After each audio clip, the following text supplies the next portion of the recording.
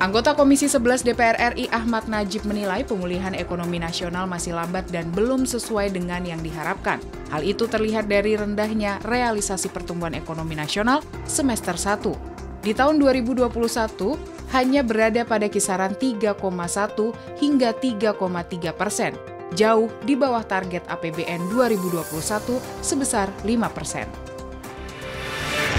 Untuk mencegah dampak negatif dari minuman beralkohol, Wakil Ketua Badan Legislasi DPR RI menilai perlu dilakukan pengaturan terhadap minuman beralkohol di Indonesia.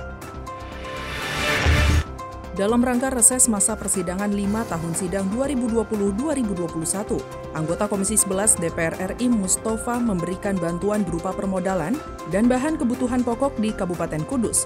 Hal itu untuk membangkitkan gairah keberlangsungan UMKM di tengah masa pandemi COVID-19.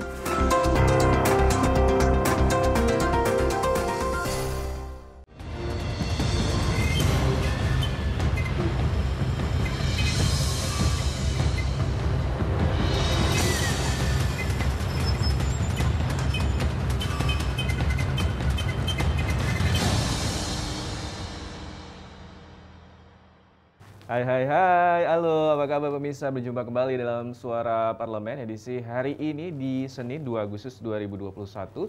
Pastinya bersama dengan saya Subki Abdul dan juga rekan saya. Dan saya Ayu Rahmawati. Ya, dan seperti biasa tim redaksi TVR Parlemen telah menyiapkan beragam informasi seputar aktivitas dan juga kegiatan dinamika dari para anggota Dewan Perwakilan Rakyat Republik Indonesia yang masih memasuki masa reses. Jadi kalau masa reses ini anggota DPR RI ini berada di daerah pemilihannya masing-masing ya untuk menyerap, untuk melakukan sosialisasi dan juga pastinya untuk mendengarkan nih aspirasi dari para konstituennya. Ya. Betul sekali dan pasti ini jadi kalau misalkan kita lihat nih ya gedung DPR RI sekarang agak kosong nih kegiatan di komisinya berkurang ini bukan karena tidak ada kegiatan namun kegiatan dialihkan ke dapil masing-masing.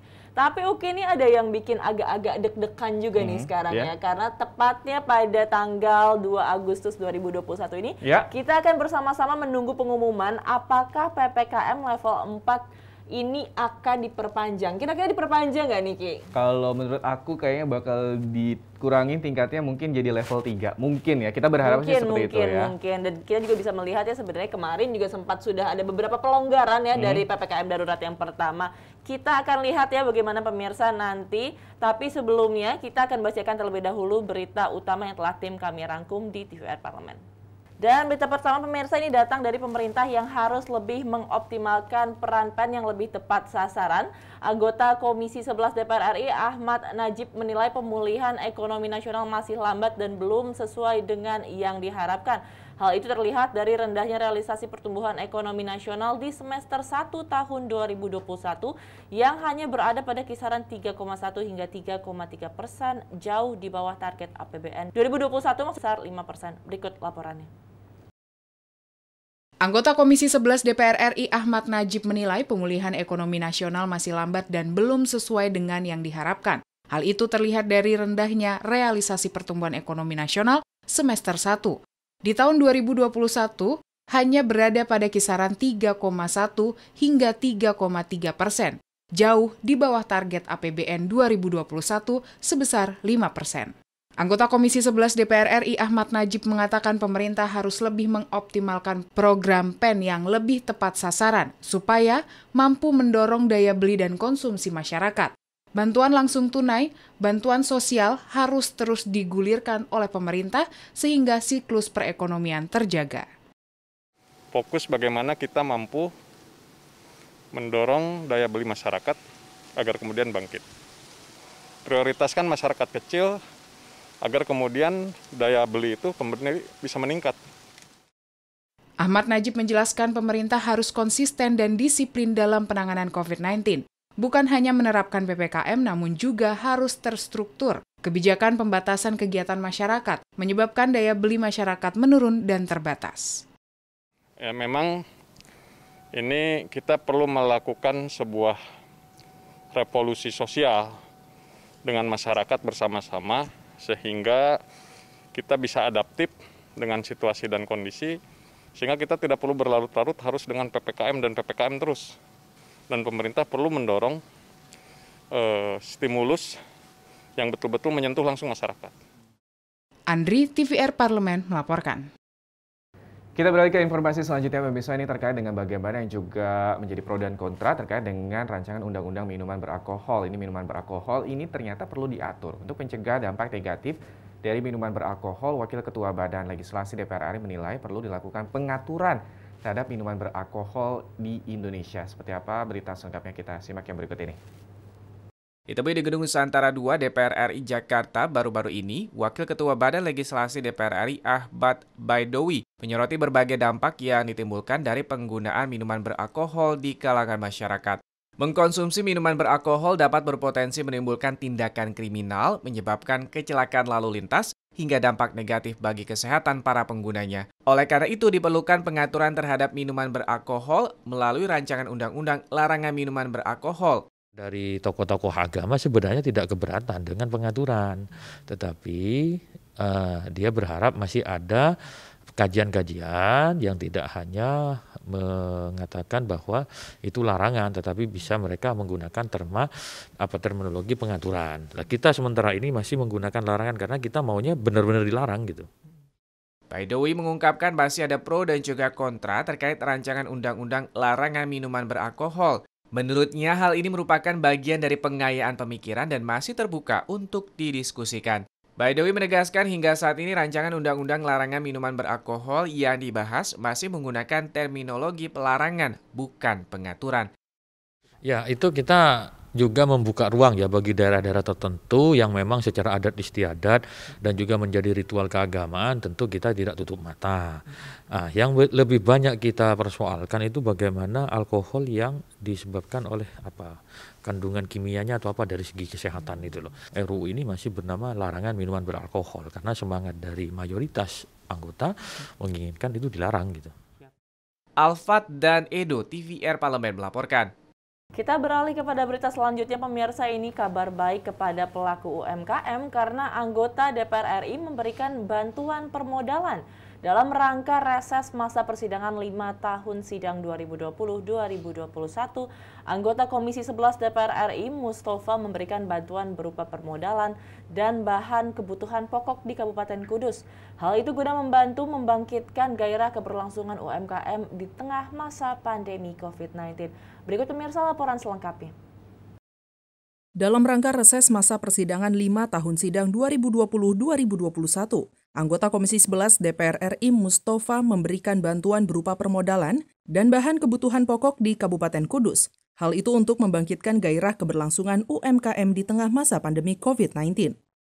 Untuk memulihkan kembali perekonomian yang menurun akibat dampak pandemi, diperlukan upaya dan langkah strategis, diantaranya membantu UMKM untuk tetap bisa hidup.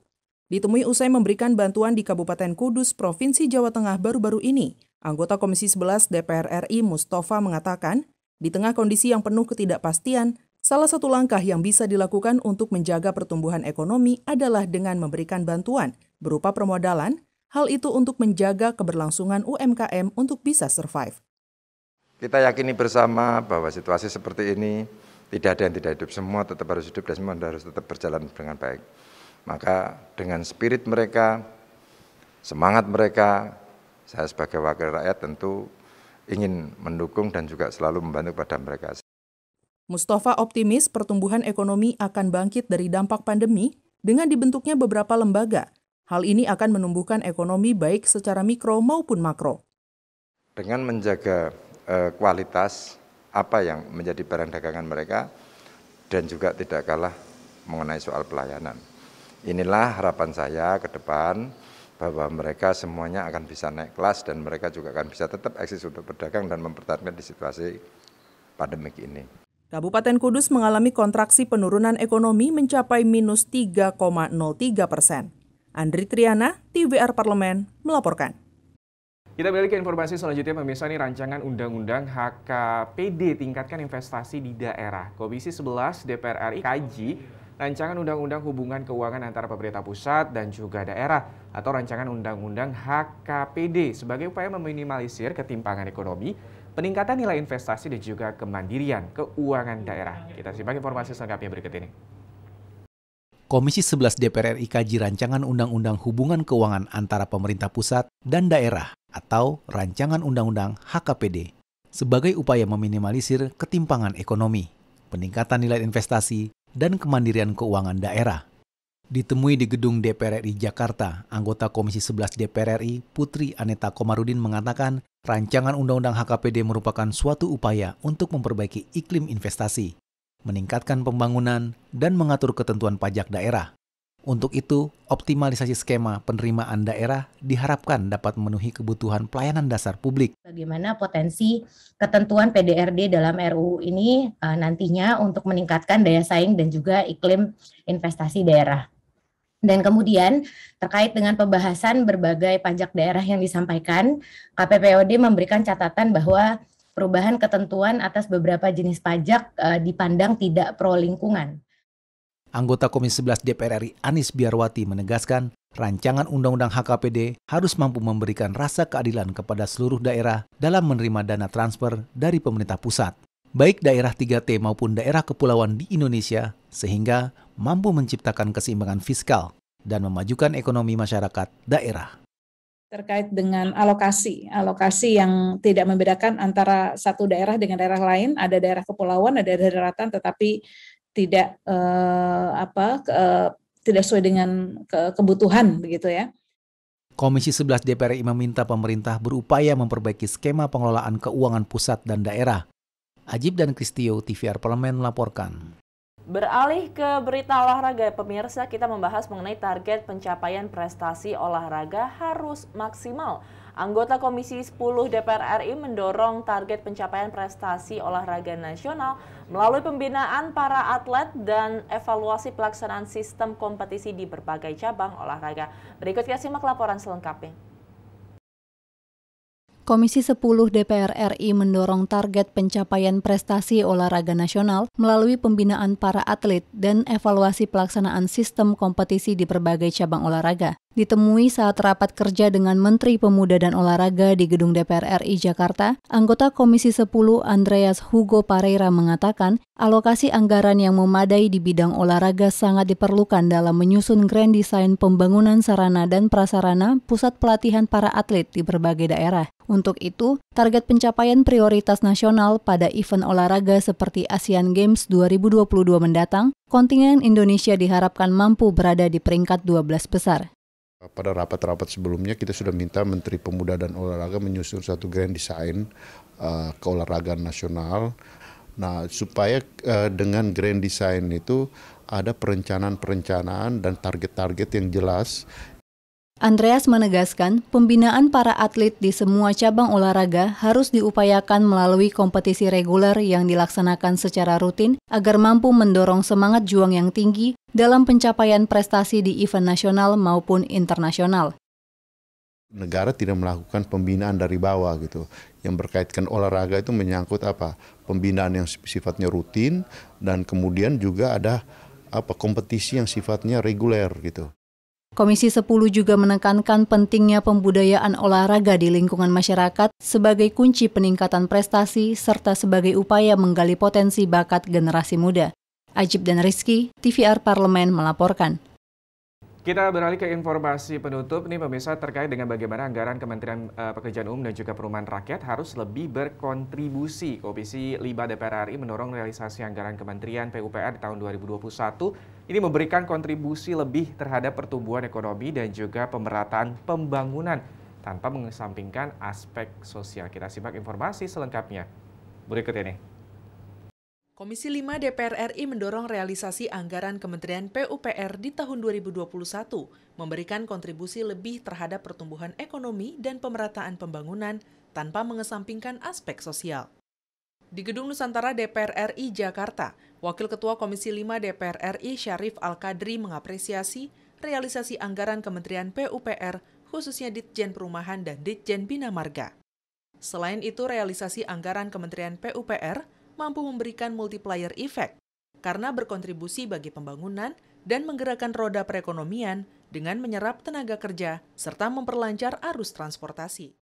Ada cuma sebagian kecil yang belum melakukan pelelangan, ya mudah-mudahan pada saatnya nanti pada pencapaian akhir itu bisa sesuai dengan target yang sudah ditentukan.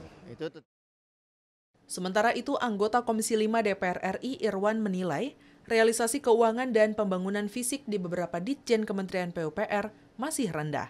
Bahkan terdapat deviasi antara keuangan dengan realisasi fisik. Di sisi lain, pengurangan pagu indikatif Kementerian PUPR di tahun 2022 perlu dipertimbangkan secara matang, dengan melihat program skala prioritas dan dampak terhadap pemulihan ekonomi. Saya pikir itu sangat dibutuhkan oleh pemerintah saat ini untuk mendorong pemulihan ekonomi nasional. Makanya kita bilang, kenapa ada kemudian realisasinya rendah, ada deviasi juga. Di tahun 2021, pagu anggaran Kementerian PUPR sebesar 134,89 triliun rupiah. Helmi dan Ade, TVR Parlemen melaporkan. Ya Mirsa, terima kasih Anda masih bersama kami, dan demikianlah tadi kami telah membahas 6 berita di segmen pertama yang telah tim kami rangkum. Dan tadi salah satunya membahas mengenai bagaimana prestasi olahraga yang harus dimaksimalkan, dan ini juga pasti erat sekali kaitannya dengan Olimpiade Tokyo 2020 ya, yang saat ini sedang berlangsung.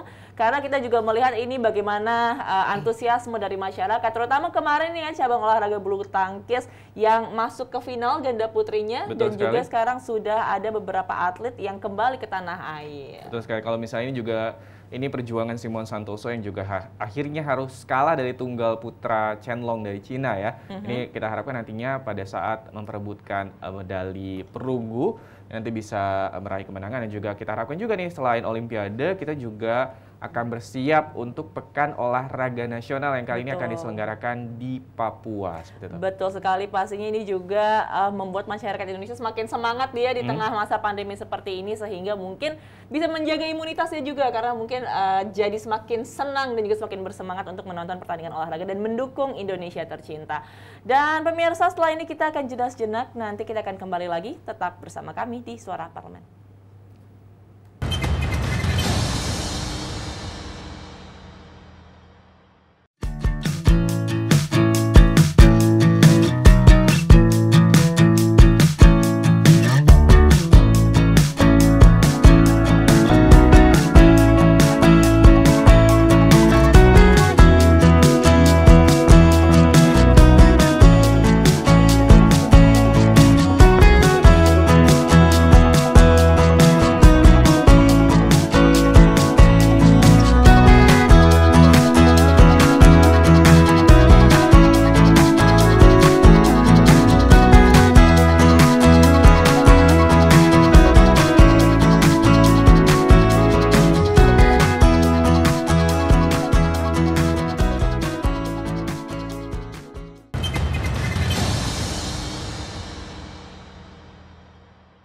Anda masih bersama kami pemirsa dalam Suara Parlemen, dan pada segmen kali ini kita akan membahas tajuk mengenai evaluasi penanganan pandemi dari sisi kesehatan. Mungkin juga sudah banyak sekali yang telah membahas dari berbagai sisi, sosial, ekonomi misalnya.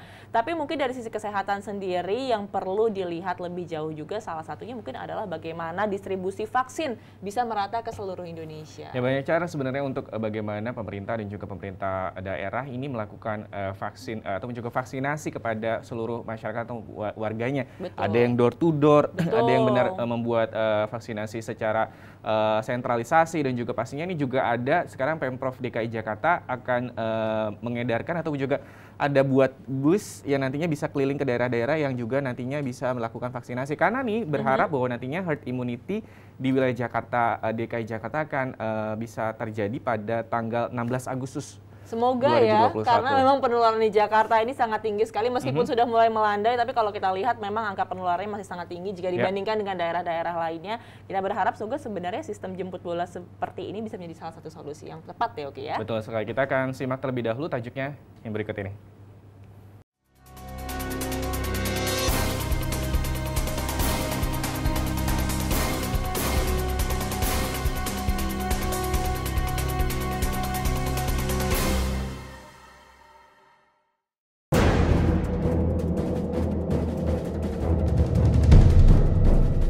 Rekor tertinggi COVID-19.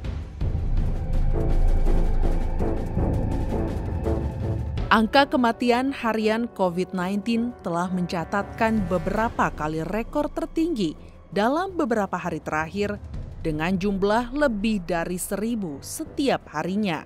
Untuk itu, pemerintah harus memaksimalkan upaya pencegahan peningkatan laju angka kematian COVID-19, serta meningkatkan upaya treatment yang tepat dan cepat bagi pasien COVID-19 di rumah sakit maupun bagi pasien yang melakukan isolasi mandiri, agar angka kesembuhan pasien dapat meningkat dan dapat menekan angka kematian akibat COVID-19.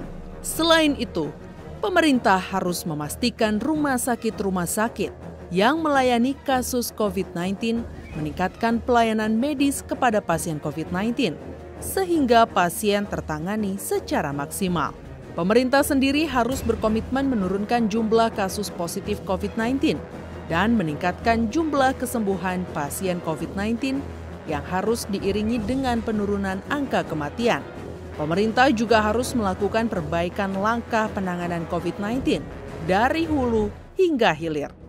Mulai dari upaya testing terhadap masyarakat, penelusuran kontak erat atau tracing pasien positif, peningkatan pelayanan kesehatan bagi pasien COVID-19, penerapan protokol kesehatan, hingga komitmen untuk melakukan akselerasi program vaksinasi COVID-19 dengan memperluas cakupan wilayahnya.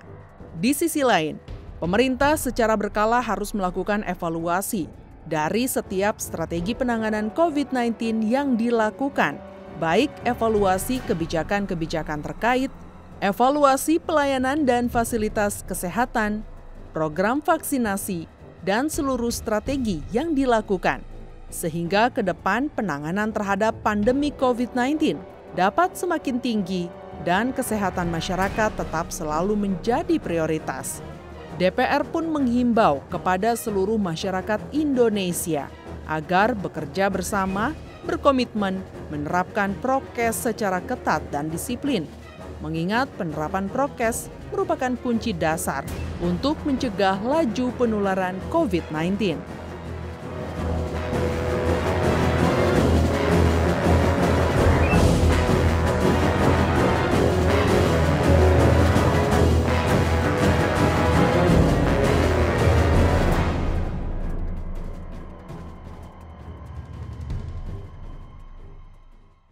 Ya, masih bersama dengan saya Suki Abdul, tapi kali ini kita akan bertemu atau juga menyapa ini Ibu Nur Solihah Putri Suni, seorang peneliti dari Sekjen DPR RI. Selamat pagi, Bu Nur. Iya, selamat pagi. Halo. Ya, Bu Nur, apa kabar hari ini? Alhamdulillah, sehat. Ya, Bu Nur, kalau misalnya kita membahas terkait dengan bagaimana nih pandemi COVID-19 sudah berlangsung hampir kurang lebih 2 tahun. Kita ketahui juga bahwa Indonesia sudah memasuki gelombang kedua dan kali ini variannya cukup gampang menular, salah satunya adalah varian Delta. Kalau misalnya dari Bu Nur sendiri nih sebenarnya kalau misalnya ngomongin Indonesia ini sudah memasuki fase darurat dan juga gelombang kedua, di mana kalau misalnya ini juga ada sebagian pendapat mengatakan ataupun juga epidemiolog dan juga para pakar mengatakan bahwa fasilitas kesehatan kita ini dikatakan kolaps dan juga banyak nakes yang berguguran. Kalau dari pandangan Ibu Nur sendiri bagaimana? Baik, pandemi sudah berjalan ya hampir 2 tahun, tentu ada rasa jenuh dan lelah. Nah, hal ini menyebabkan kualitas upaya pencegahan ataupun penerapan protokol kesehatan melalui 5M juga menurun gitu. Belum lagi ditambah dengan varian Delta yang dinilai cepat menular dari varian-varian sebelumnya dan masa inkubasinya juga lebih cepat yaitu 4 hari. Berdasarkan data dari CDC, data terakhir itu varian Delta itu dan ternyata menyebabkan reinfeksi lebih tinggi gitu. Nah, jika kasus aktif tinggi, maka menyebabkan semakin tingginya BOR atau bed occupancy rate, kemudian kolapsnya fasilitas kesehatan, kemudian lelahnya nakes, kemudian semakin butuh banyak oksigen. Nah, pada bulan Juli ya, Bloomberg menaruh Indonesia ini di posisi terakhir dalam penanganan COVID. Ya, betul. Ledakan kasus dan angka kematian di Indonesia. Nah, di mana ini diakibatkan oleh yang pertama adalah tentunya rendahnya kedisiplinan prokes ya. Kemudian cakupan vaksinasi yang masih rendah, kemudian adanya muncul varian baru. Nah, perlu kita ketahui keberhasilan suatu negara itu dalam mengatasi pandemi itu dapat dilihat dari positivity rate dan angka kematian. Nah, jika keduanya tinggi, maka dapat diartikan pandemi belum terkendali. Nah, untuk saat ini Indonesia menghadapi situasi situasi yang cukup genting ya. Nah, dari lihat beberapa indikatornya dalam epidemi, tingginya kasus harian, kasus naik, walaupun beberapa terakhir ini juga mengalami penurunan, tapi kasus kematian atau angka kematian yang diakibatkan oleh COVID ini juga tinggi. Nah, data terakhir itu dilaporkan dari Worldometer, total kasus Indonesia menduduki peringkat keempat di Asia, tetapi untuk angka kematian hariannya tertinggi di Asia, tanggal 31 Juli sama 1 Agustus kemarin, walaupun total angka kematiannya masih tinggi India. Nah, dalam penanganan pandemi ini, pemerintah dari awal kurang tanggap dan kurang cepat gitu, dimulai dari lambatnya penerapan akses dari luar negeri, baik dari gelombang pertama yang waktu dari Cina maupun gelombang kedua di India, dan ketidaksiapan SDM, infrastruktur kesehatan ini semakin memperburuk keadaan. Nah, namun upaya pemerintah dalam melaksanakan kebijakan walaupun terkesan terlambat juga harus diapresiasi, dan sebaiknya pemerintah belajar dari kesalahan-kesalahan atau kejadian-kejadian sebelumnya, dan bisa juga belajar dari negara-negara yang sukses dalam menangani COVID. Oke, sebenarnya ini bukan waktunya kita untuk saling menyalahkan baik pemerintah pusat ataupun juga pemerintah daerah, tapi juga harus saling bagaimana mensupport kita sebagai masyarakat apa yang bisa kita lakukan terkait dalam hal ini mungkin adalah terus melakukan protokol kesehatan. Tapi kalau dari Bu Nur sendiri melihat bagaimana ini kita melihat terkait dengan kalau misalnya angka terkait dengan 3T, tracing dan juga ini kalau misalnya testing ini sejauh ini Bu Nur sendiri melihatnya bagaimana Bu pemerintah kita? Untuk testing ini jumlahnya juga sudah cukup banyak ya, beberapa hari juga sudah melampaui dari WHO, tetapi ini perlu digarisbawahi.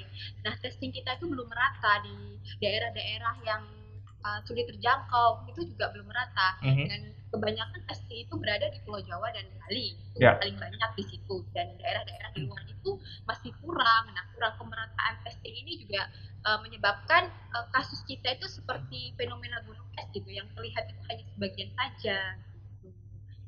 Dan kurangnya laboratorium, nah itu juga mempengaruhi sih untuk pemerataan testing tersebut. Ya, kalau misalnya kemarin kan juga sempat ada terkait dengan bagaimana nih mungkin angka tracingnya dikurangi, jadi jumlah positifnya juga berkurang. Apakah Bu Nur melihat ada angka penurunan terkait dengan, kalau misalnya kita ketahui kemarin sempat PPKM di minggu kedua ini sempat angka positivity rate-nya sempat naik dan juga angka masyarakat dan juga yang menderita COVID-19 ini naik, tapi beberapa minggu belakangan ini berkurang karena mungkin pemerintah juga mengurangi tracing ataupun juga melakukan rankingnya. Apakah menurut Bu Nur itu seperti itu yang dilakukan oleh pemerintah untuk mengurangi bagaimana angka testingnya, jadi akhirnya angka positifnya menurun, seperti itu? Mungkin saja terkait itu tadi pemerataan testing, dan kan kita kan kalau PCR di laboratorium kan tidak banyak ya kalau untuk di luar Pulau Jawa. Nah, itu juga bisa mempengaruhi ya pemerataan laboratorium itu sendiri gitu. Dan testing yang rendah itu juga mempengaruhi angka kita juga seolah-olah turun, padahal itu hanya ilusi semata aja. Oke, kalau bisa kita juga melihat bagaimana juga pemerintah terus melakukan bagaimana cara upaya sedemikian rupa untuk masyarakat agar mau dan juga akhirnya bisa melakukan vaksinasi. Kita ketahui juga sudah ada 20 juta nih masyarakat Indonesia yang sudah menerima vaksin dosis kedua dan juga akan terus bertambah angkanya.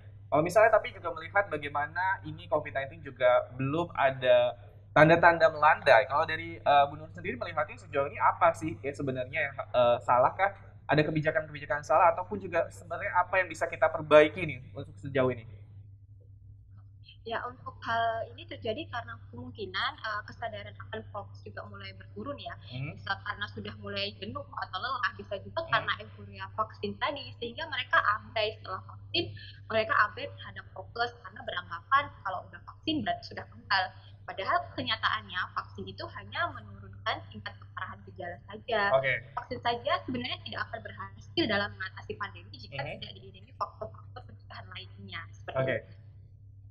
Ya, kalau dari Bu Nur sendiri apa yang setidaknya bisa dilakukan atau juga evaluasi dari para peneliti dalam hal ini saja DPR RI untuk bisa memberikan masukan setidaknya kepada pemerintah dalam hal ini, mungkin juga epidemiolog dan juga para pakar sebenarnya juga sudah mewanti-wanti pemerintah nih terkait dengan bagaimana gelombang kedua yang akhirnya juga terjadi seperti yang juga terjadi di India. Kalau sejauh ini sudah memasuki bulan Agustus dan juga kita ketahui nanti vaksinasi akan bisa mencapai 2 juta dosis. Itu kalau dari Bu Nur sendiri apa nih yang sudah dalam hal ini peneliti di Sekjen DPR lakukan untuk memberikan masukan kepada pemerintah? Pemerintah seharusnya lebih ke kesiapsiagaan ya, sebelum terjadinya gelombang itu harus adanya kesiapsiagaan. Di mana kesiapsiagaannya itu berprinsip pada penanggulangan wabah, yaitu pada fase pencegahan, fase deteksi, dan fase respon.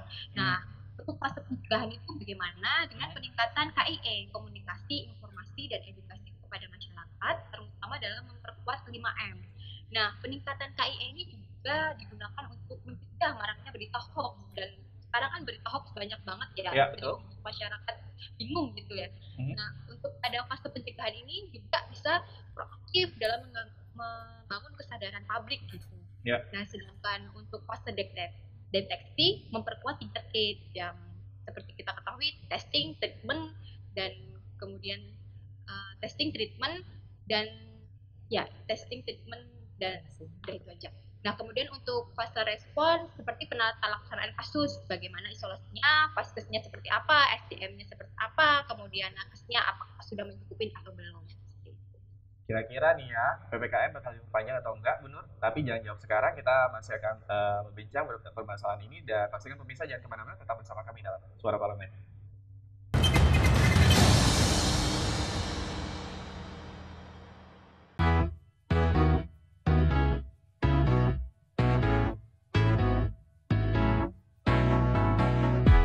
Parlemen Remaja merupakan kegiatan edukasi parlemen yang diselenggarakan oleh DPR untuk memperkenalkan prinsip dasar demokrasi dan keparlemenan kepada generasi muda.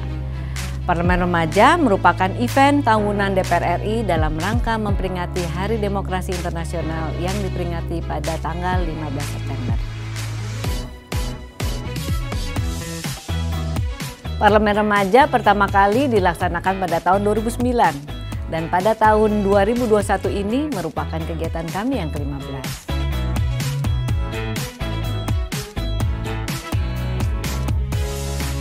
Pendaftar adalah siswa-siswi SMA, SMK, dan Madrasah Aliyah atau sederajat yang berasal dari 80 daerah pemilihan di Indonesia.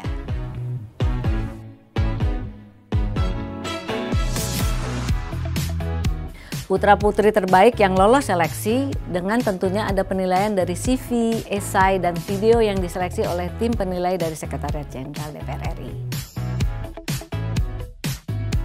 Peserta yang terpilih akan mendapatkan materi secara langsung dari anggota DPR, pejabat-pejabat Sekretariat Jenderal, maupun mitra kerja atau pakar-pakar yang berkompeten di bidangnya. Selain itu, peserta dapat merasakan menjadi anggota DPR RI yang seperti sesungguhnya, karena mereka akan melakukan simulasi rapat-rapat yang mendekati kebenaran, seperti mengambil keputusan dan lain-lain. Dan satu lagi yang tak kalah penting adalah peserta Parlemen Remaja akan mendapatkan teman dari seluruh Indonesia, dari Sabang sampai Merauke.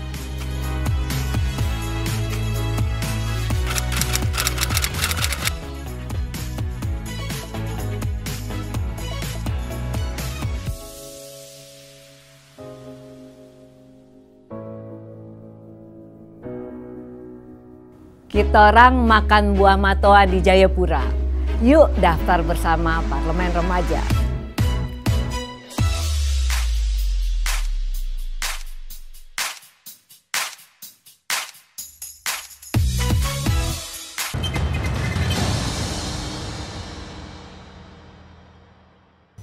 Terima kasih Anda masih bersama kami dalam Suara Parlemen, dan masih bersama dengan saya Ibu Nur Solihah Putri Suni, seorang peneliti Sekjen DPR RI. Bu Nur, kalau misalnya kita juga ini bagaimana PPKM level 4 rencananya ataupun juga akan berakhir pada tanggal 2 Agustus 2021. Kita tidak akan membahas itu, tapi kalau misalnya membahas juga bagaimana nih membahas terkait dengan obat-obatan. Kalau kita ketahui juga Bu Nur mungkin juga membaca beberapa media informasi, ini banyak sekali masyarakat kita yang melakukan isoman secara mandiri, namun juga tidak adanya treatment ataupun tidak adanya komunikasi dengan dokter dan juga tidak mendapatkan asupan obat. Kalau sejauh ini yang Ibu Nur lihat bagaimana nih terkait dengan pasokan-pasokan obat terkait dengan COVID-19, Bu? Untuk obat yang digunakan untuk penanganan COVID bisa diatur atau diawasi distribusi dan persebarannya di masyarakat. masyarakat, karena tidak semua masyarakat yang sakit itu di bawah PRS ya. Nah, sehingga yang isoman di rumah itu bisa mendapatkan obat dan vitamin dan bisa dengan memperdayakan puskesmas dan mungkin bisa dengan perangkat desa. Jadi harus diatur dan diawasin. Oke, jadi kalau sejauh ini mungkin gara-gara mungkin banyak sekali korban yang meninggal dunia akibat isoman, akhirnya pemerintah bekerja sama dengan sejumlah platform untuk akhirnya bisa memberikan obat dan juga vitamin secara gratis. Kalau misalnya sendiri, Bu Nur sendiri melihat sejauh ini obat-obatan yang sudah diberikan kepada masyarakat untuk bisa mengobati dari COVID-19 sudah sesuai seperti itu, mulai dari vitamin dan juga terkait dengan antibiotik dan segala macamnya? Tentu saja harus disesuaikan dengan kondisi masing-masing ya, dan tidak sembarangan untuk membeli obat di luar, harus ada konsultasi dengan dokter terlebih dahulu, karena kan ada obat-obat yang tidak sembarangan seperti antibiotik kan itu tidak sembarangan dan harus ada resep ya. Jadi kita sebaiknya harus sesuai lah dengan konsultasi dokter. Oke, tapi sejauh ini yang Ibu Nur lihat obat-obatan yang sudah beredar selama kurang lebih 2 tahun untuk akhirnya bisa bagaimana mengobati COVID-19 ini bisa satu pun juga sudah sesuai ya, maksudnya dengan yang juga mungkin direkomendasikan oleh WHO seperti itu. Kalau untuk obat mungkin ada beberapa ya, yang kemarin itu ada Invermectin ya. Nah itu kan harus ada uji klinisnya juga gitu. Nah itu juga nggak sembarangan diberikan kepada orang. Nah obat COVID sebenarnya nggak ada, cuman untuk memperingan gejalanya mengurangi saja. mungkin, Mengurangi gejalanya saja. Oke, kalau misalnya nih Bu, dari penelitian yang sudah dilakukan oleh Sekjen DPR RI terkait dengan pandemi COVID-19 yang sudah berjalan selama kurang lebih 2 tahun gitu. Ada nggak sih hal-hal yang setidaknya nih kita perlu tingkatkan lagi terkait tadi kalau misalnya Bu Nur mengatakan protokol kesehatan walaupun juga sudah divaksin juga harus tetap dilakukan. Ada nggak sih sebenarnya pemerintah yang perlu setidaknya ini tidak harus segera pemerintah lakukan? Tadi juga Bu Nur mengatakan bagaimana terkait dengan sosialisasi dan juga edukasi seperti itu, dan juga karena kita ketahui banyak banget informasi hoax-nya. Kalau dari Bu Nur sendiri dan juga peneliti yang dari Sekjen seperti apa Bu?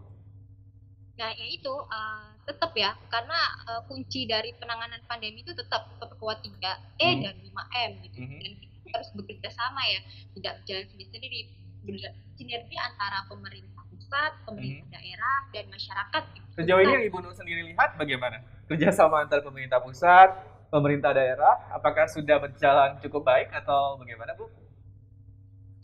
Untuk yang dari kacamata saya sendiri sih, mungkin masih ada antara sinergitasnya itu masih kurang gitu.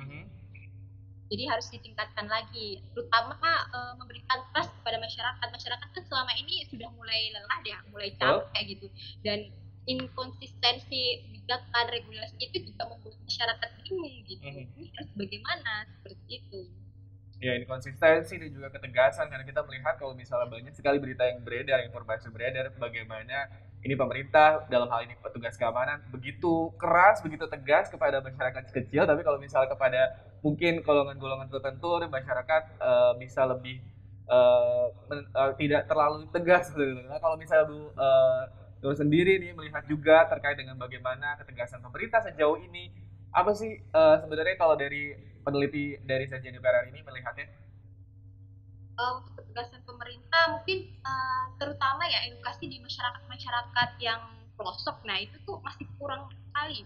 Banyak masyarakat yang nggak percaya COVID, terus kemudian mereka menerapkan protokol kesehatan yang cuman seadanya, misalkan masker ya cuman kan sekarang standarnya masker double gitu, dan mungkin kalau yang daerah-daerah mereka belum tentu tahu gitu bagaimana cara menggunakan masker yang benar, mencuci tangan yang benar, menjaga jarak, mengurangi mobilitas.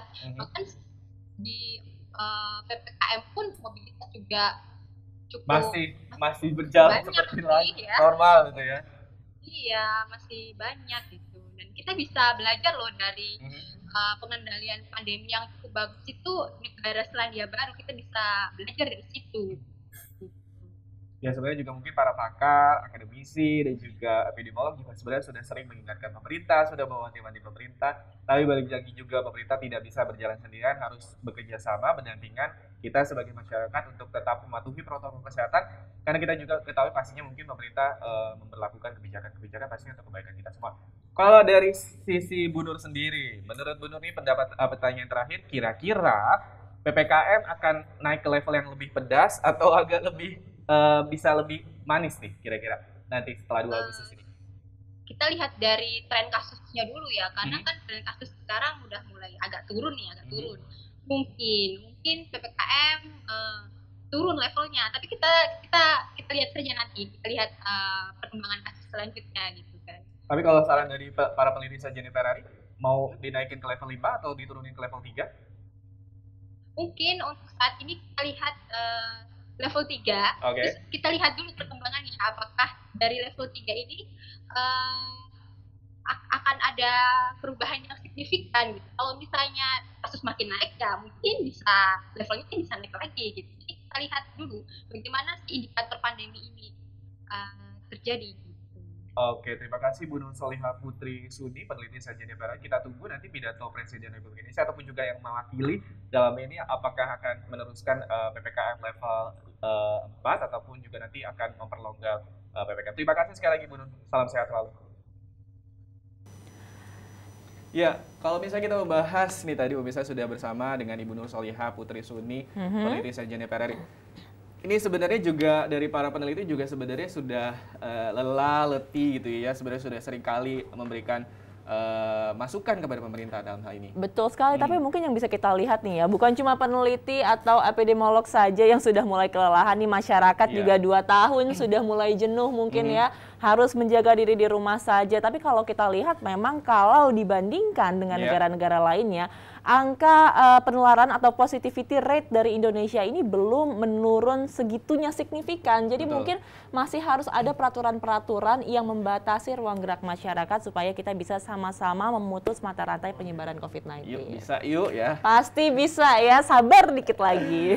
Dan bisa demikianlah Suara Parlemen edisi hari ini. Saya Suki Abdul dan juga rekan saya. Dan saya Ayu Rahmawati beserta seluruh kerabat kerja yang bertugas mengucapkan terima kasih atas perhatian Anda.